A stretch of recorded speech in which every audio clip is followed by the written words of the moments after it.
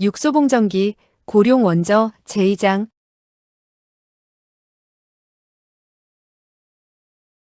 네.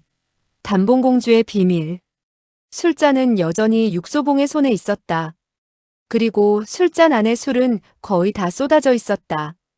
그가 급히 광노인의 집으로 들어갔을 때 광노인도 술을 마시고 있었다. 이곳은 산허리의 대추나무로 지어진 초라한 작은 오두막이었다. 방 안은 깨끗하게 청소가 되어 있고 잘 정리되어 있었다. 광노인은 이 오두막 같은 사람이었다. 작고 외롭고 깨끗하고 정정했다. 겉보기에는 바람에 바짝 말라 껍질이 단단해진 과일 같기도 했다. 그는 작고 깨끗한 의자에 앉아 술을 마시고 있었다. 술은 매우 향기롭고 방 안에는 크고 작은 술병들이 널려져 있었다. 모두가 좋은 술같이 보였다. 그는 육소봉의 손에 들린 술잔을 보고는 웃으며 말했다. 내가 술을 마시러 왔는지 술잔으로 나를 깨우려고 왔는지 나는 알 수가 없구나. 육소봉도 따라 웃었다. 급하게 오느라 바지도 제대로 입지 못했어요. 여기에 술잔을 내려놓아도 괜찮겠어요? 아직 술이 남아있는데 길거리에서 흘려버리기가 매우 애석합니다. 광노인은 이상하게 느껴 인상을 찌푸리며 말했다. 무슨 일이 너를 이렇게 급하게 만들었지? 그는 이해할 수가 없었다. 육소봉이 한숨을 쉬곤 쓴웃음을 지으며 말했다. 사실은 아무 일도 없어요. 단지 어떤 여자가 내 방에 찾아왔을 뿐이죠. 내가 알기로는 내 방에는 매일 여자가 찾아오는데 이렇게 놀라 달아나기는 처음이 아니냐? 이번 여자는 달라요. 뭐가 다르지? 모든 게 다 달라요. 광노인은 실눈을 뜨고 물었다. 그 여자가 아주 못생겼어? 육소봉은 힘껏 머리를 흔들었다. 못생긴 것이 아니라 하늘에서 내려온 선녀 같고 공주처럼 고귀해요. 왜 그 여자를 두려워하지? 그 여자가 널 괴롭히려고 했어? 그녀가 정말로 저를 괴롭히려고 했으면 도망 오지 않고 내가 쫓아버리지요. 그 여자가 도대체 무슨 일을 했기에 내가 이렇게 놀라 도망을 온 거냐? 그녀가 저를 향해 무릎을 꿇었어요. 광노인은 눈을 크게 뜨고는 육소봉을 바라보았다. 육소봉은 그가 말뜻을 이해 못한 줄 알고 다시 설명을 해주었다. 그녀가 내 방에 들어오더니 갑자기 나를 향해 무릎을 꿇었어요. 두 다리 모두 다 꿇었단 말이에요. 광노인은 긴 한숨을 쉬고는 말했다. 나는 내가 어떤 병도 없는 정상적인 녀석이라고 생각해왔는데 지금 보니까 그게 아닌 것 같구나. 육소봉은 허탈하게 웃으며 말했다. 지금 내가 병이 있는 것 같아요? 선녀같이 아름다운 여자가 내 방에 와서 너를 향해 무릎을 꿇었는데 왜 그리 놀라서 도망을 온 거냐? 육소봉은 고개를 끄덕이며 말했다. 급히 도망을 왔을 뿐만 아니라 지붕을 뚫고 도망 온 걸요. 보아하니 머리에 병이 있는데 아주 중병이야. 내 머리가 맑았기 때문에 도망을 올 수 있었어요. 뭐라고? 말했듯이 그녀는 매우 아름다울 뿐만 아니라 기세가 등등했어요. 기세가 등등해? 공주보다 더요. 내가 공주를 본 것이냐? 아니요, 그녀가 세 사람의 경호원을 데리고 나타났기 때문에 알 수가 있어요. 정말 공주라면 그렇지 않지요. 경호하는 그 세 사람이 누군데? 유여한, 소추, 독고방. 광노인은 얼굴을 찌푸리며 말했다. 정말로 싸우기 시작하면 목숨을 아끼지 않는다는 유여한이었어? 네. 정말 보기엔 우아하지만 그 힘이 소보다 훨씬 센 소추우였고, 네. 정말 바람처럼 마음대로 날아다니는 독고방이었어? 네. 그 세 사람이 모두 그녀를 경호하고 있었다고? 네. 그 여자는 그런 세 사람의 경호를 받으면서도 너에게 무릎을 꿇었다고? 네. 광노인은 더 이상 말을 하지 않고 단숨에 술잔을 비워버렸다. 육소봉도 술잔에 남아있던 술을 마시고는 말했다. 이제 이해가 되세요? 그래. 그녀가 왜 나에게 무릎을 꿇었다고 생각하세요? 도움을 청할 일이 있겠지.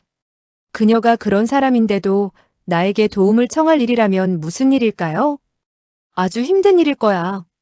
나는 이제껏 그녀를 본 적도 없고 알지도 못하는데 왜 그녀 때문에 고생을 해야 하죠?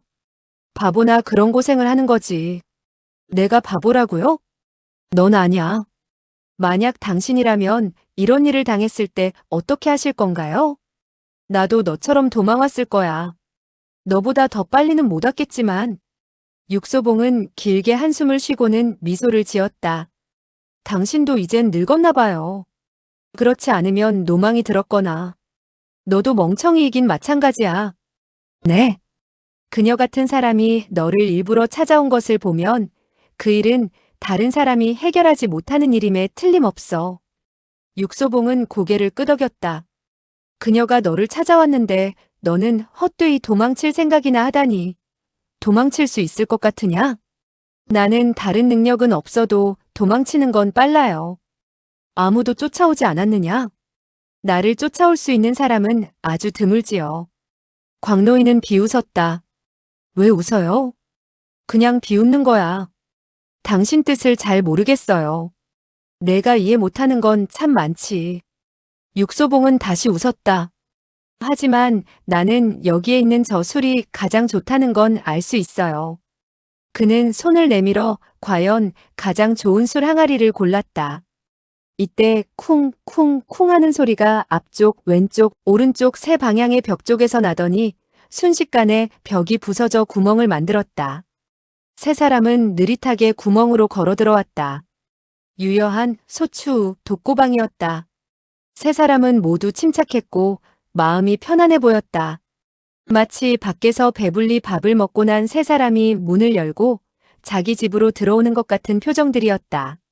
소추우가 미소를 지으며 부드럽게 말했다. 우리들은 창문으로 들어온 건 아니에요. 독고방이 말했다. 그러니까 우리들은 짐승이 아닙니다. 두 사람은 말을 하면서 의자를 들었는데 손으로 잡자 뚜둑 소리를 내며 부러졌다. 두 개의 조각이 되더니 마침내는 산산조각이 나고 말았다. 유여한도 천천히 침대에 앉았는데 다 앉기도 전에 또 뚜둑거리며 침대가 부서졌다. 소추우는 얼굴을 찌푸리며 말했다. 여기 가구들은 모두가 부실하군. 독고방이 말했다. 그 가구점에서 사면 안 된다는 걸 꼭 기억해야겠군. 말이 채 끝나지도 않아서 5, 6가지의 물건이 또 부서졌다. 육소봉과 광노인은 못 본 듯이 가만히 있었다. 광노인은 여전히 천천히 술을 마시고 있었는데 이 사람들이 부순 물건들이 원래부터 그의 것이 아닌 것처럼 조금도 속상해하는 것 같지 않았다. 잠시 동안에 방 안의 물건들이 모두 이 세 사람에 의해 부서져 버렸고 17개의 좋은 술이 담겨져 있는 항아리도 부서졌다. 소추우가 사방을 훑어보면서 말했다. 이 방은 그리 튼튼하지 못해서 다시 짓는 게 더 낫겠어. 독고방과 소추우는 육소봉과 광노인이 의자에 앉아있고 그들 앞에 술항아리들이 널려있는 탁자가 있는 것을 보았다. 소추우가 말했다. 색은 뼈와 칼을 상하게 하고 술은 장에 독을 주는 것이라 모두가 사람에게 이로울 게 없는 것이다. 독고방이 말했다. 맞소, 한 항아리라도 남겨서는 안 돼오. 그는 어깨를 으쓱거리며 걸어가 탁자 위에 마지막 항아리를 번쩍 드러내 던져버렸다. 그런데 술항아리가 산산조각이 나기는커녕 탁자 위로 고스란히 되돌아왔다. 독고방은 얼굴을 찌푸리며 또다시 던졌다. 이번에는 술항아리가 땅에 닿기 전에 육소봉이 재빨리 손을 내밀어 잡는 것을 똑똑히 보았다. 독고방이 다시 던지면 육소봉이 다시 잡았다.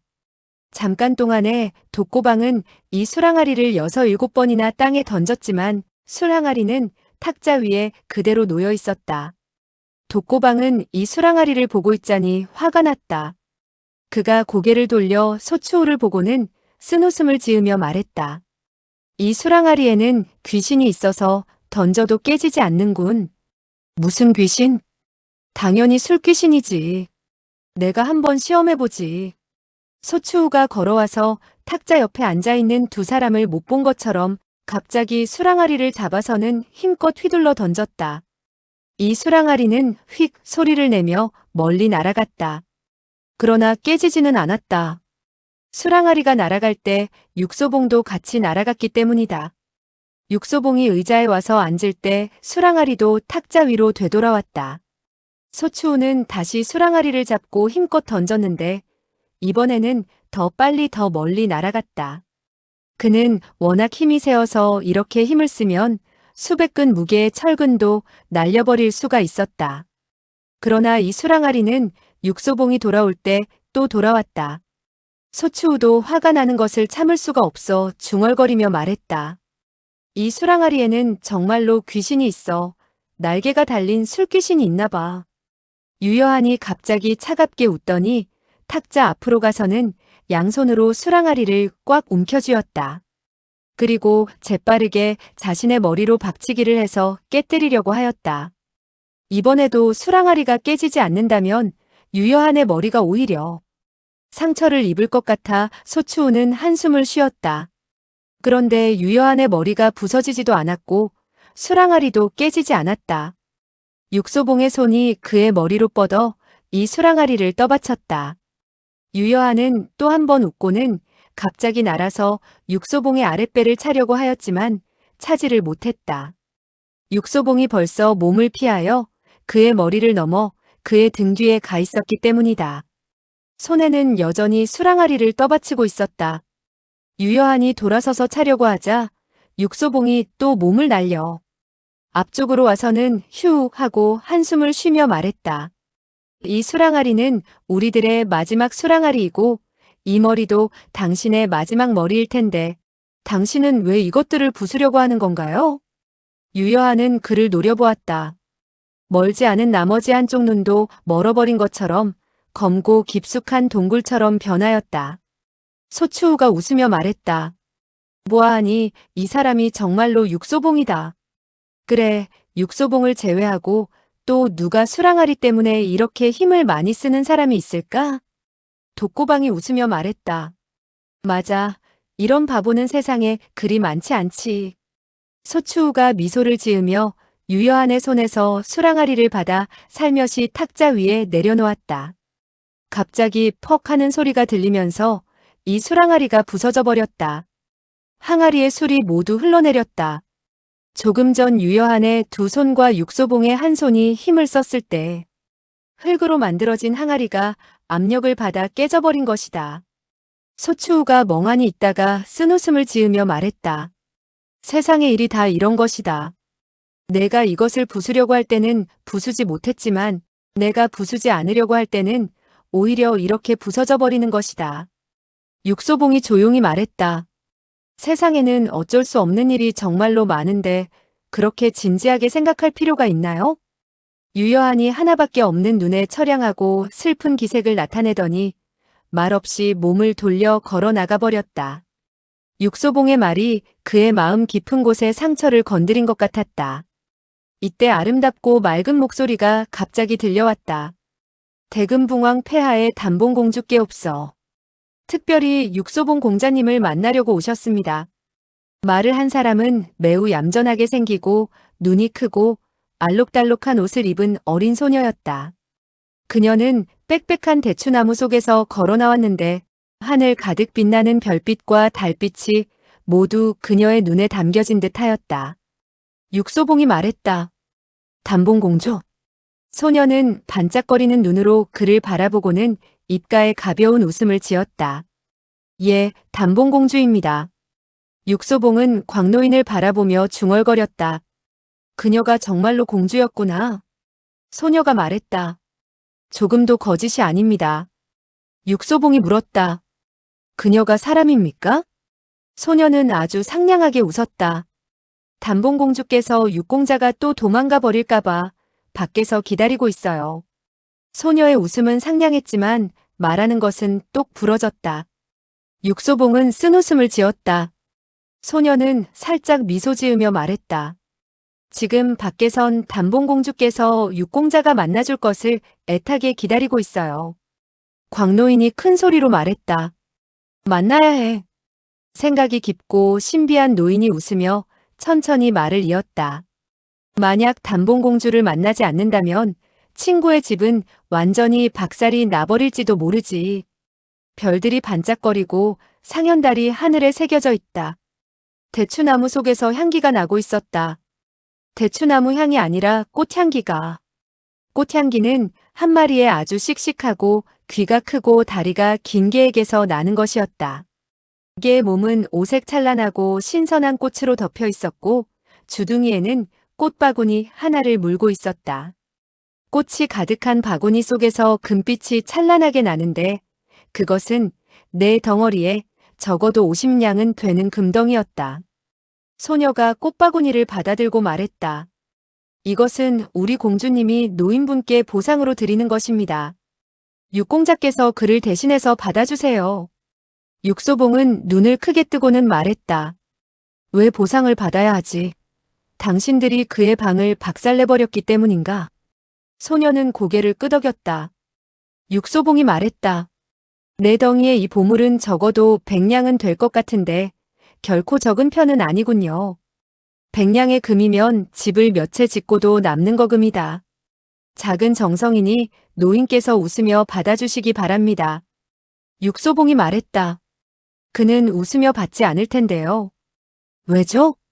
100냥의 금을 당신들이 그냥 주는 것이라면 그에게 필요가 없는 것이고 만약 이 방의 보상으로 주는 것이라면 아마 충분하지 않을 것입니다.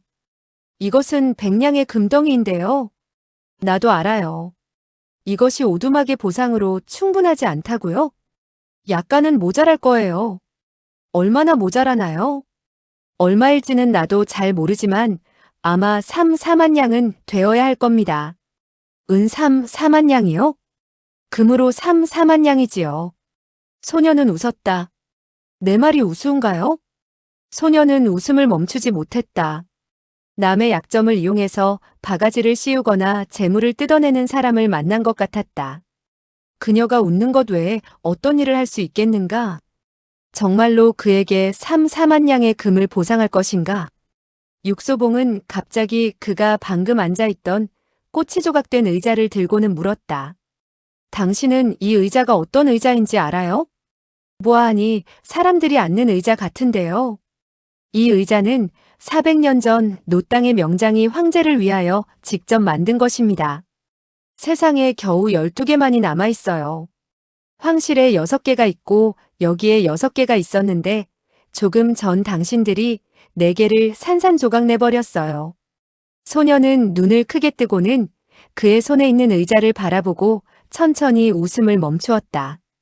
당신은 이 오두막에 누가 살았었는지 알아요? 소녀는 고개를 가로저었다. 이곳은 대시인 육방홍이 여름에 시를 읊던 곳으로 벽에 그가 직접 쓴 시가 있었는데 지금은 모두 망가져 버렸습니다. 소녀의 눈은 더 커졌고 얼굴에는 놀라움을 감추지 못했다.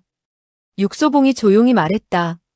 오두막에 있는 나무 한 토막도 모두가 값을 매길 수 없을 정도의 가치가 있는 것들입니다. 4, 5만 냥의 금덩이로도 배상하기에 부족할지 모릅니다. 그는 웃으면서 말을 이었다. 다행히 이 노인께서는 한 푼의 돈도 당신들에게 요구하지 않을 것입니다. 그에게 4, 5만 냥의 금은 결코 많은 것이 아니니까요. 소녀는 혀를 내밀어 입술을 핥고는 놀라운 눈으로 이 신비한 노인을 바라보았다.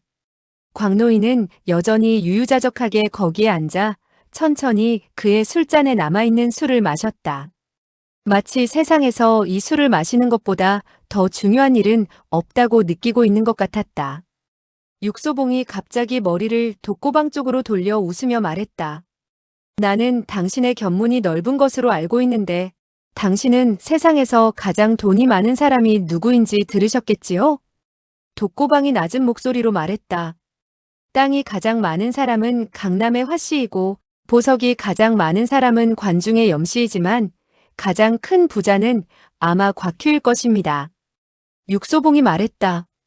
당신은 곽큐라는 분을 아십니까? 그 사람은 천하의 갑부이지만 은둔자처럼 사는 것을 좋아해서 소수의 사람들만이 그의 모습을 볼 수 있다고 합니다. 듣기로는 아주 괴팍하고 이상한 노인이라고 하던데. 그러나 그는 갑자기 입을 다물고 광노인을 바라보았다. 이 신비한 노인이 바로 세상에서 가장 부자인 곽큐라는 것을 분명히 알게 된 것이다. 광노인은 갑자기 한숨을 쉬고는 천천히 일어서면서 말했다. 지금 이렇게 사람들이 내가 있는 곳을 알아버려서 이곳도 더 이상 머무를 수가 없으니 너에게 주는 것만 못하겠구나. 육소봉이 바닥에 부서진 나무더미를 보며 말했다.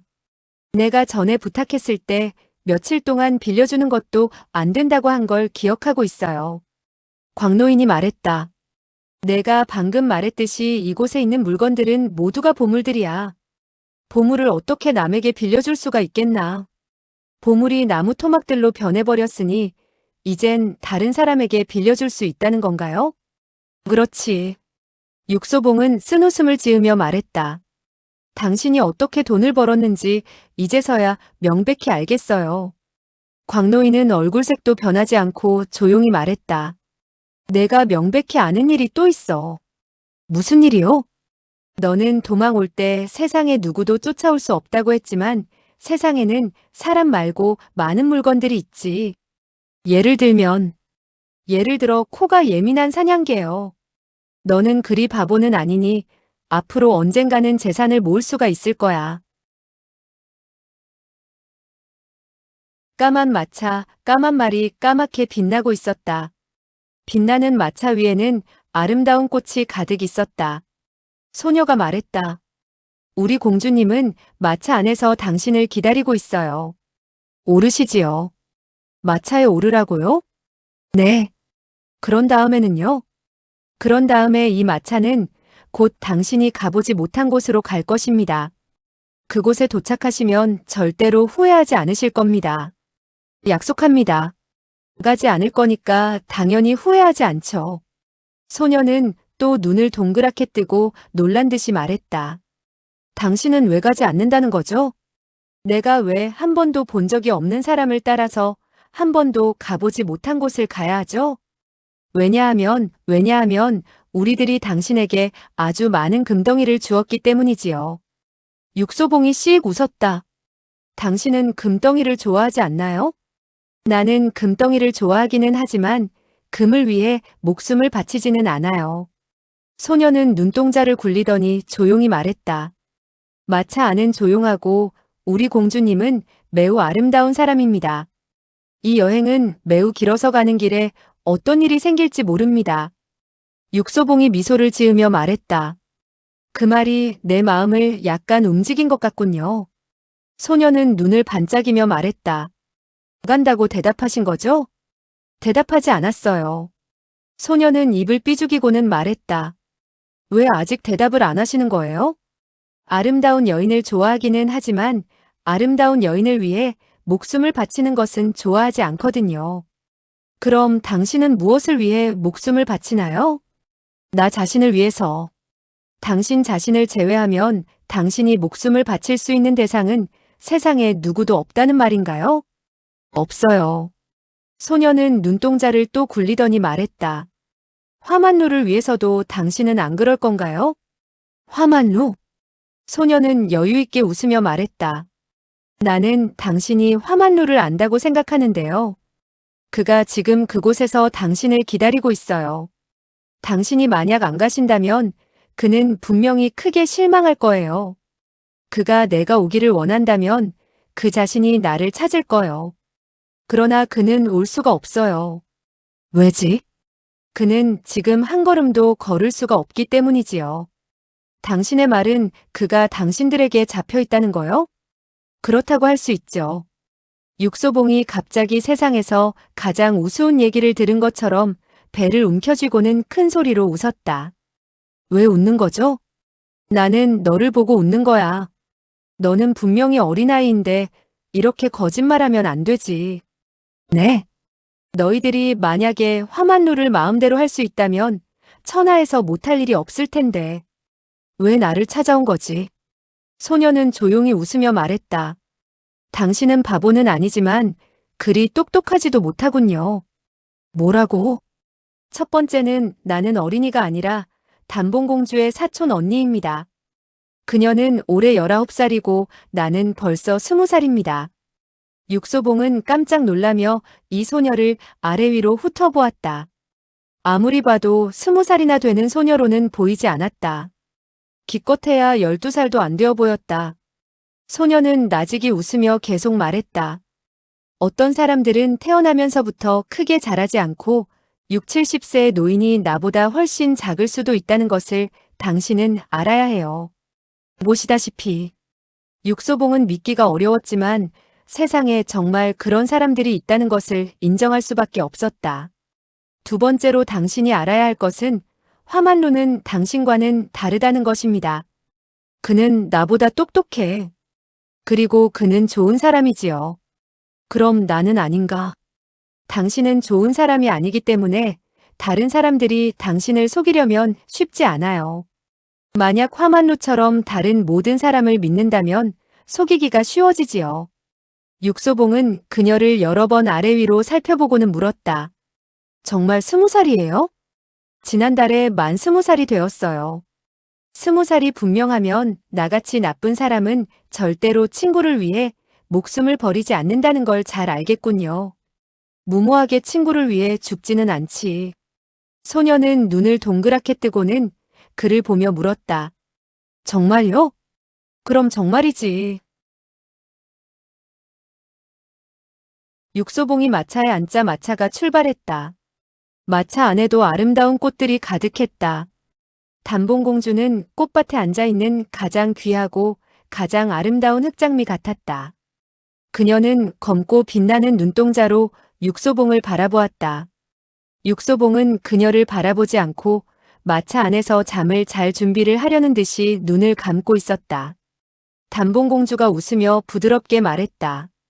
나는 당신이 마차에 올라오지 않을 줄 알았는데요. 뭐라고요?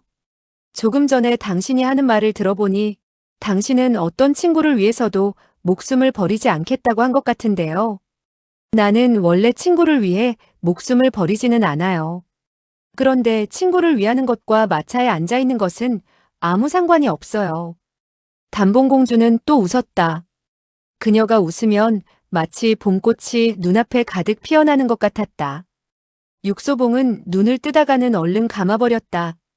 단봉공주가 부드러운 목소리로 말했다.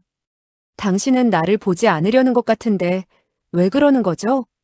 이 마차가 너무 좁고 나는 유혹을 참지 못하기 때문입니다.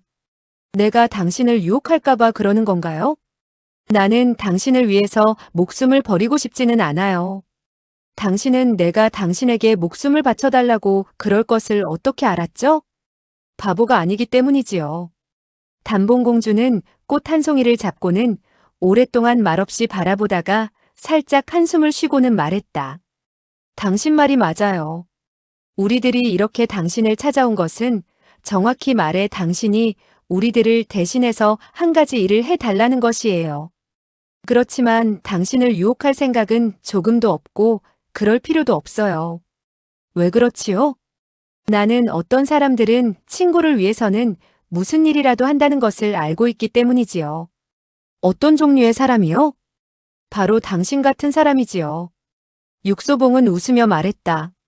나 자신조차도 내가 어떤 사람인지 모르겠는데 당신은 아는군요. 나는 전에 한 번도 당신을 본 적이 없지만 당신에 대한 소문은 많이 들었어요. 육소봉은 자기 자신에 대한 소문을 한 번도 들어보지를 못했다. 나는 많은 사람들이 당신을 나쁜 놈이라고 하는 것을 들었어요. 하지만 당신이 나쁜 놈 중에서 가장 사랑스럽다는 것을 그들도 인정하지 않을 수 없을 거예요. 육소봉은 한숨을 쉬었다. 그는 이것이 칭찬인지 비꼬는 것인지 알 수가 없었다. 그들이 말하기를 당신은 겉으로 보기에는 뒷간의 돌처럼 고약하고 냉정하지만 실제로 그 마음은 부드럽기 짝이 없다고 했어요. 육소봉은 쓴웃음을 지을 수밖에 없었다. 단봉공주도 갑자기 웃으며 말했다. 소문이라는 것이 믿을 만한 것은 아니지만 적어도 한 가지는 거짓말이 아니군요. 육소봉이 궁금해서 물었다. 어떤 것인가요? 나는 그들이 왜 당신을 내 조각의 눈썹을 가진 사람이라고 말했는지 알 수가 없었는데 이제서야 잘 알겠어요. 육소봉이 갑자기 얼굴을 찌푸렸는데 그때 수염도 찌푸려지는 것 같았다.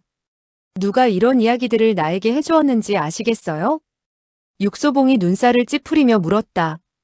화만루가 정말로 당신들 있는 곳에 있는 건가요? 내가 왜 당신을 속이겠어요? 못 믿겠으면 당신이 빨리 가서 직접 보면 되잖아요. 그는 비록 눈이 보이지는 않지만 심리 밖의 위험도 모두 느낄 수가 있어요. 나는 정말 그가 어떻게 당신들에게 있는지 알 수가 없군요. 그가 좋은 사람이기 때문이지요. 또 남자이기도 하고요. 한 사람의 착한 남자가 나쁜 여자를 만났는데 어찌 속지 않겠어요? 그가 당신을 만났어요? 나는 때로 사람들을 속이려고 해도 상관비연에 비하면 아무것도 아니에요. 상관비연? 상관비연은 설아의 언니예요. 설아는 또 누구지요? 설아는 나의 사촌 동생이에요. 바로 조금 전에 당신을 데리러 갔었던 그 작은 아이지요. 그녀는 당신의 사촌 언니가 아니었나요? 단봉공주가 웃으며 말했다. 그녀는 이제 겨우 12살인데 어떻게 나의 사촌 언니가 될 수 있겠어요? 육소봉은 멍해져서는 울어야 할지 웃어야 할지를 모르고 가만히 있었다. 그는 자기가 겨우 12살짜리 꼬마에게 속았다는 것을 이해할 수가 없었다. 그런 동생을 가진 언니라면 어떤 사람인지 알 것 같았다. 단봉공주는 그의 얼굴에 나타난 웃는 건지 우는 건지 알 수 없는 표정을 보고는 웃음을 참지 못하고 말을 했다. 그 앙큼한 것이 또 거짓말을 했군요. 당신은 그 애에게 속은 거지요? 육소봉은 쓴웃음을 지으며 말했다.